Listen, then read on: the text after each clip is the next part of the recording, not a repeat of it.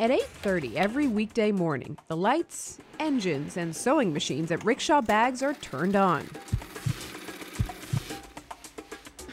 Hey, I have this order. It's a custom order.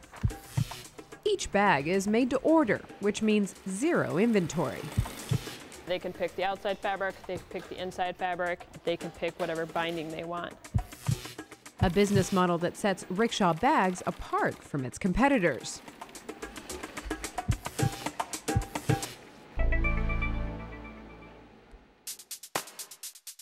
Rickshaw Bags is less than 3 years old, but founder Mark Dwight is neither new to bags or business. He's the former CEO of successful bag brand Timbuk2. You left a bag company to start this bag company, so tell us what you're doing differently this time around, how you've improved upon the previous business. Okay, well, I had some great experiences in the previous business, but what I learned is that whether you're in accessories or apparel or footwear, any of these fashion businesses, that there's something, the business model is the same all the time. You try forecasting what people are going to buy next season, you go make a bunch of product, you bring it in, you put it in your warehouse, and at the end of the season you have a bunch of leftover because you never forecast just right. And so once you have that leftover, you have to take it out to the market and sell it at a discount.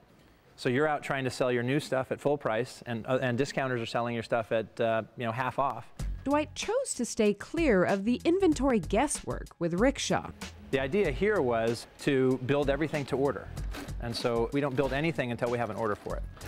What you see in the boxes behind here are components for building bags, not finished bags. Rickshaw designs their bags so they can be quickly assembled in their San Francisco factory, either from scratch or from sub-assemblies.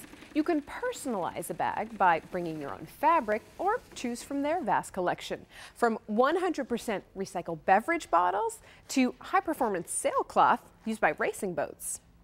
Some of the products that are complicated, like this computer bag, we've pre-made some of the components. So there is what we call a chassis that has all of the zipper details and pockets. Yeah, all the labor-intensive things. And so we make that as a chassis. We actually outsource the making of the chassis. We design it, we have someone else build it, and then we keep chassis in stock. And so when someone orders a bag, they're defining its personality by the fabric and the binding color that they choose.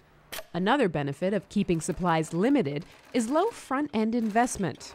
One of the big problems in the fashion business is you need a lot of capital up front. So if you ever talk to someone who's about to go into the business, they're trying to think about where can I find the capital to buy my first inventory. And you have to buy every color, every size, and every style in some minimum quantity. And oftentimes those quantities are quite high. I have much less inventory, my inventory is flexible, and there's zero risk in that inventory. If this chassis doesn't sell this season, I'll be using this chassis for 10 years. This could be right on market right now. We'll just get a yard of each fabric. As confident as Dwight is about his operations model, these haven't been the best of times to start a new business. Your company is not all that old. It's still a young company, and really the recession has been going on for pretty much half of your lifetime as a business. So how has that really affected you? The most immediate effect has been that our original business plan has not panned out. So I would say our growth has been about half of what we expected. The good news is we're tiny, so it's a great time to be a small company. Business doesn't always go as planned, but Dwight projects a profitable future. Based on my past experience, I have an idea for sort of how big this business can be and still feel like it's a brand that people can really get behind. I think the sweet spot in this business is anywhere from $5 to $15 million. So we have a plan to get to somewhere between $5 and $10 million in 5 years. And so maybe we tell that story. Dwight manages and scales his company based on a philosophy he calls top line, bottom line, storyline. Top line is revenue. Is anyone buying what you're selling? Bottom line is profitability. Are you making any money doing it? But the middle is what I call the storyline. And you will repeatedly hear lots of stories woven into what we're doing here and how we're doing it. And that is about brand. There is color stories, there's texture stories. And it's really the storyline that creates what we call goodwill.